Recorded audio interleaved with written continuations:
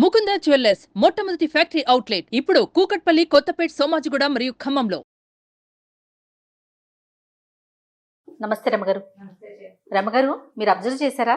చందమామ కథ చెప్పి చాలా రోజులు అవుతుందండి. రకరకాల సిరీస్లు పెట్టినా కూడా మనం చందమామ కథలు కూడా చెప్తూ ఉందాం అప్పుడప్పుడు. తప్పకుండా అండి.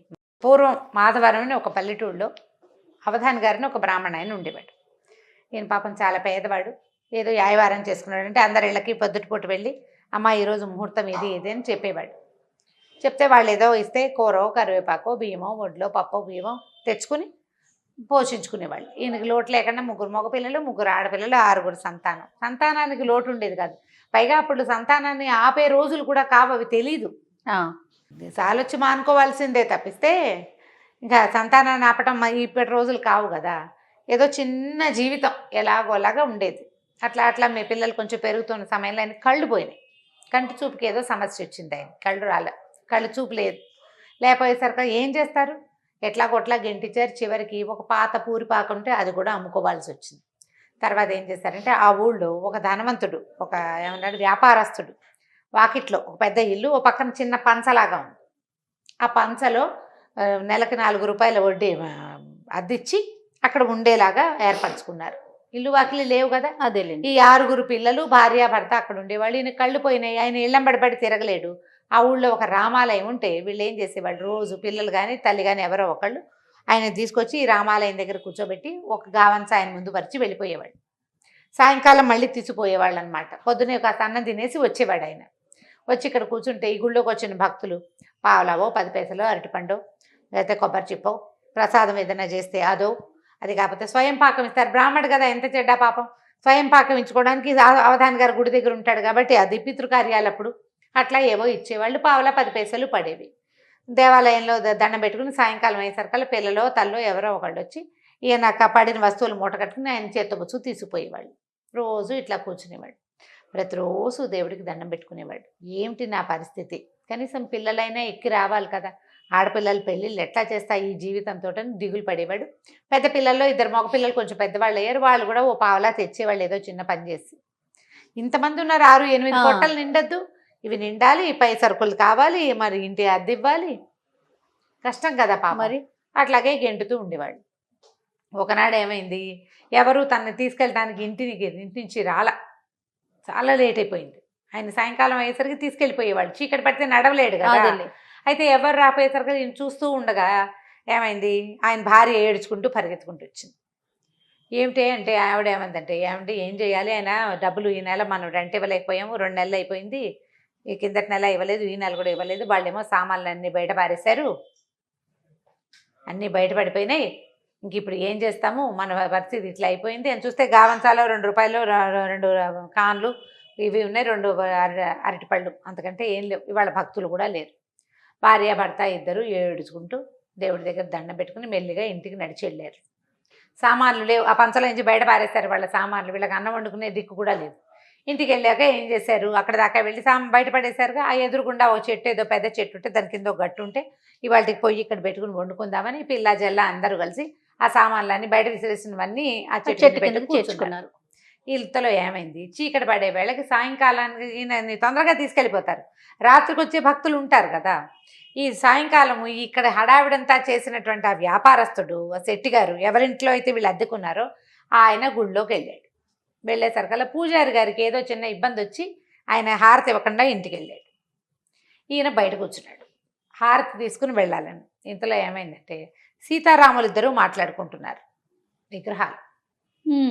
సీతాదేవి, ఏమిటండి పాపం ఇతను చూడండి ఇట్లా ఉన్నాడు, వాళ్ళని చూస్తే బాధేస్తుంది, అవధాని రోజు వచ్చి కూర్చుంటాడు, పాపం భార్య కూడా ఏడుస్తుంది, ఆ పిల్లలతో ఏమైపోతాడు పిచ్చి బ్రాహ్మడు, పాపం గుడ్డివాడు కూడాను, కాస్త కరుణించవచ్చు కదా అన్నది. అనేసరికల్లా రాముల వారు అన్నట్టు, కరుణించకపోవడానికి ఏమిటి, ఏదో రకంగా అన్నం ఏర్పాటు చేస్తున్నాము, అతనికి కర్మశేషం, కర్మని అనుభవించవలసిందే అంటే ఆవిడ ఏమంటే కర్మలన్నీ తర్వాత చేయొచ్చు, తర్వాత కాలంలో అనుభవిస్తాడులేండి, కనీసం కాస్త డబ్బైనా ఏర్పరచండి అని ఈవిడ పోట్లాడింది అనమాట. ఇంతకంటే కర్మానుభవం ఇంకేం చేయించాలి, పెద్ద సొంత ఇంట్లో నుంచి పంచలోకి చేర్చాం, పంచలో నుంచి రోడ్డు మీదకి చేర్చాం, అయిపోయింది ఇంకా కర్మశేషం, మీరెవరు చెప్తారో నాకు తెలీదు, ఇతనికి ఏదైనా ధనం వచ్చే ఏర్పాటు చేయండి అంతే అని చెప్పింది అనమాట సీతాదేవి. అనగానే సరే ఈయన ఏం చేశాడు, రాములు వారు ఆంజనేయ స్వామి ఎదురుగుండా కనపడుతున్నాడు. సీతారామ లక్ష్మణులు ఇక్కడ నుంచున్నారు, ఆపోజిట్లో ఆంజనేయ స్వామి ఉంటాడు కదా. ఆంజనేయ స్వామికి, హనుమ విన్నావు కదా అమ్మగారి ఆజ్ఞ, 1,00,000 రూపాయలు ఏర్పాటు చేయి వీర బ్రాహ్మడికి పాపం అంటే, అలాగే ప్రభు అన్నట్టు ఆంజనేయ స్వామి. ఈ మొత్తం మాటలు వినేశాడు శెట్టి గారు. ఇంకేముంది, 1,00,000 వస్తుంది అవధానికి. ఇప్పుడు ఆయన ఇవ్వన్నాడు, ఈయన ఇస్తానన్నాడు అంటే పడేస్తారనమాట. అంతేగా, డబ్బులు ఎలా వస్తాయి లేకపోతే, సడన్ గా ఎలా వస్తాయి చెప్పు, ఎవరైనా పడేసి చేయాలి. వ్యాపారం లేదు, ఉద్యోగం లేదు, పొలం దుంతుంటే ఏదో దొరికింది అనుకోవచ్చు, ఇల్లు కడుతుంటే దొరికింది అనుకోవచ్చు, పునాది తవ్వుతుంటే దొరికింది అనుకోవచ్చు. పునాదులు లేవు, ఇల్లు లేదు, వాకిలు లేదు, ఈయనకి ఎక్కడి నుంచి వస్తుంది? కాబట్టి ఇది కాదనమాట. ఈయనకి అవధానికి డబ్బు ఇస్తారు వీళ్ళే. అక్కడి నుంచి లబలబలాడుతూ పరిగెత్తుకుంటూ ఇంటికెళ్ళి అవధాని గారి కాళ్ళు చేతులు గడ్డాలు పట్టుకున్నాడు. అయ్యో అయ్యో అయ్యో, మావాడు అప్పడు దుర్మార్గుడు అండి, మా పనివాడు అప్పడు వెంకడు ఇద్దరు పనివాళ్ళు, వాళ్ళిద్దరు కలిసి సామాన్లు బయటపడేశారనమాట. నేనుండగా ఇంత పని జరగనిస్తానా, మీరు ఎంతో మంచివాళ్ళు, వచ్చి ఉండండి, పంచలో వచ్చి ఉండండి అని బతిమలాడితే ఈయనేమో సరే మరి ఏదో ఒకటి కావాలిగా, పంచలోకి చేరారు. పంచలోకి చేరంగానే ఈయన ఏమన్నాడు, 10 రూపాయలు తీసి అవధాని గారి చేతిలో పెట్టపోతే ఆయన నాకొద్దు, నేను తీసుకోను అన్నాడు.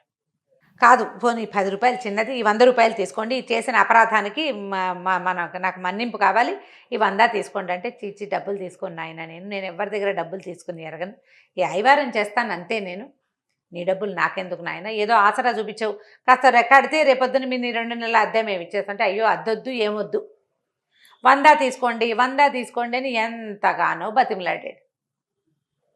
బతిమలాడేసరికల్లా ఒప్పుకోవాలి ఆయన. ఒప్పుకోకపోతే, అది కాదండి ఓ పని చేద్దాం, మీరు రేపు మీ పల్లెల్లో మీ గావంసా మీద ఏది పడితే అది నాకు ఇద్దరు కానీ ఈ 100 తీసుకోండి అన్నాడు. ఆయన ఒప్పుకోలేదు. నా గావంసాలో పడ్డది నాది, భగవంతుడు నన్ను కరుణించి ఇచ్చింది, రామార్పణం అనుకుంటాను నేను, అది కూడా రామార్పణమే, రాముడే ఇచ్చాడు, అది రామార్పణమే, నీకు ఇవ్వటం ఏమిటి నాయన అన్నాడు. పోనీ 100 కాదు 1000 ఇస్తా, మీకు రేపొద్దున పడేది నాకు ఇవ్వండి అంటాడు. రేపు మీ గావంసాలో ఏది పడితే అది నాదనండి చాలు, మీకు 1000 ఇస్తాడు. ఆయన ఒప్పుకోవాలి. అట్లా బేరం 50,000కి పెంచాడు. 50,000 రూపాయలు ఇస్తాను మీకు, పుచ్చుకోండి, రేపు మీ గావంసాలో పడేది నాకు ఇవ్వండి. ఆయన ఏమంటాడు, గావంసాలో ఏది పడితే అది భగవంతుడు నన్ను కరుణించి ఇచ్చేది, నీకెందుకు ఇస్తాను, అది రామార్పణమే, నన్ను తినమని ఇచ్చాడు, నీకు ఇవ్వనంటాడు. ఇంకా బాగా ఆలోచించి 1,00,000 వస్తుంది రేపు, 50 తోటి ఎందుకు, పోనీ 75 దాకా వెళ్దాం, 25,000 మిగులుతుంది కదా మనకు అనుకుని 75,000 ఇస్తానన్నాడు. అయినా కూడా ఆ పిచ్చి బ్రాహ్మడు ఒప్పుకోలే, కాదన్నాడు. అట్లా చేయకూడదు, వ్యాపారం ఎట్లా చేస్తాను, నేను బ్రాహ్మణ్ణి, నేను నిర్ధనుణ్ణి, భిక్షం అడుక్కునేవాడిని, నా దగ్గరకు వచ్చింది నేను నీకు అమ్ముకోకూడదు, నేను నీకు ఇచ్చేయమంటే ఇచ్చేస్తా, ఇచ్చేయడానికి భయంగా ఉంది, నీకు ఇచ్చేయమని అనకూడదు కదా, అందుకని ఇది ఇస్తానంటున్నాడు.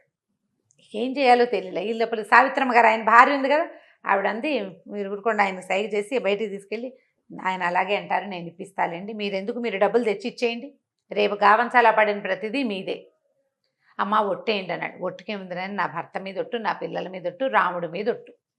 శభాష్, ఎంతో బాగుందిగా.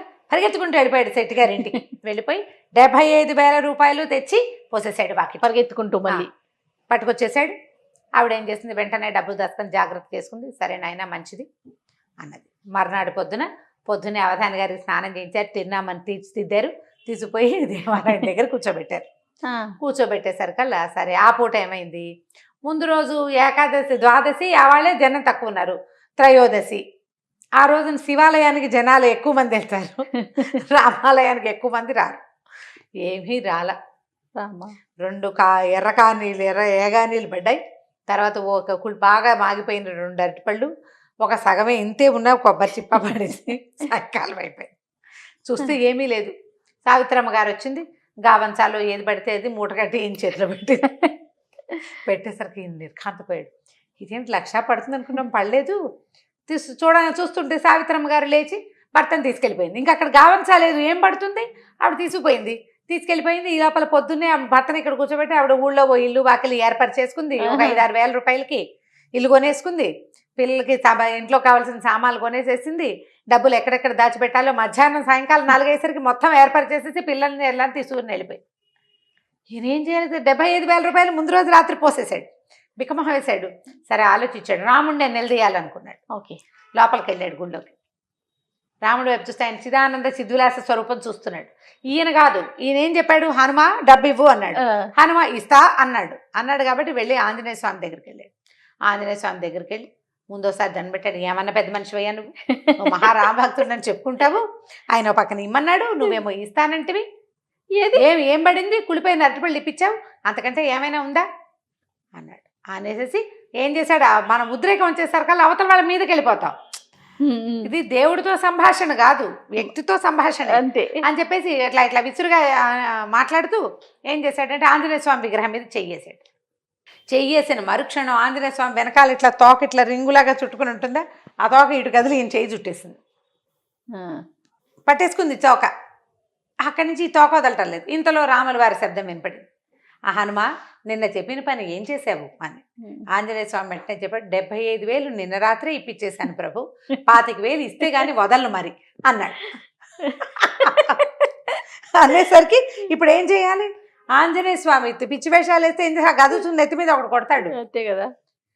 కాసేపు నుంచున్నాడు. ఆయనకు అర్థమైపోయింది ఇది లాభం లేదు, నా తోక తన్ని వదిలే ఎంత బెదిరించుకున్నా అదేమో రాతి విగ్రహం, ఆ తోక ఎట్లా చుట్టుకుందో తన్ని ఎలా పట్టిందో అర్థం కాలేదు. ఇక లబో దిబో కేకలు పెట్టాడు పూజారి గారు. అదేంటండి అలా అయిందంటే అది అలా ఎట్లా అయిందో తెలీదు. మా పని వాళ్ళని ఎవరినైనా పిలవండి అంటే పూజారి గారు పరిగెత్తుకుంటూ పోయి ఊళ్ళో అందరినీ పిలుచుకొచ్చాడు. మరి ఇలాంటి వింత జరిగితే ఊరుకుంటారు, పని వాళ్ళని పిలుచుకొచ్చారు. ఒరే ఇంట్లో అమ్మగారిని అడిగి ఎనపెట్లో 25,000 రూపాయలున్నాయి, అవధాని గారింటికి పంపించి రండిరా అన్నాడు. ఓకే. ఇంకా వేరే దారి లేదు, ఊళ్ళో జనం అంతా చూస్తూనే ఉన్నారు ఏం జరుగుతుందా అని. సరే వాళ్ళు పని వాళ్ళు ఇద్దరు పోయి అప్పడు వెంకడు అమ్మగారి దగ్గరికి వెళ్ళారు, 25,000 తీసుకున్నారు. అవధాని గారు ఇల్లు కొనుక్కున్నారు అక్కడెక్కడో, వాళ్ళ ఇంటికి వెళ్ళిపోయారు. అక్కడికి పోయి పరిగెత్తుకుంటూ అక్కడ డబ్బులు ఇచ్చేసామండి అని వచ్చి చెప్పాక తోక అప్పుడు తోక వదిలింది. జనం చూస్తుండగానే తోక వదిలిపెట్టింది అనమాట. బతుకు జీవుడా అని వెధవ ఆసిపోతానానికి నాకున్న ఆస్తి చాలదు, బ్రాహ్మడికి 100 రూపాయలు ఇద్దామని లేదు, 4 రూపాయల అద్దెకి వాళ్ళని రోడ్డు మీద పెట్టినందుకు కదా ఇది జరిగింది, ఈ 1,00,000 ఇవ్వాల్సి వచ్చింది. ఊళ్ళో జనమంతా చూశారు. ఇప్పుడు తన అవధాని గారికి డబ్బు ఇచ్చిన సంగతి అందరికీ తెలిసిపోయింది. దాంతో నోరు గట్టిగా మూసుకుని ఊరుకున్నాడు. బుద్ధి తెచ్చుకున్నాడు. మరి అంతే, బుద్ధి వస్తుంది క్రమంగా. కథ కంచకి మనం ఇంటికి. సూపర్ రమ్మగారు, చాలా బాగుంది. బాగుంది కదా, ఎక్సలెంట్. ఇంకో స్టోరీతో మళ్ళీ కలుద్దామండి. నమస్తే.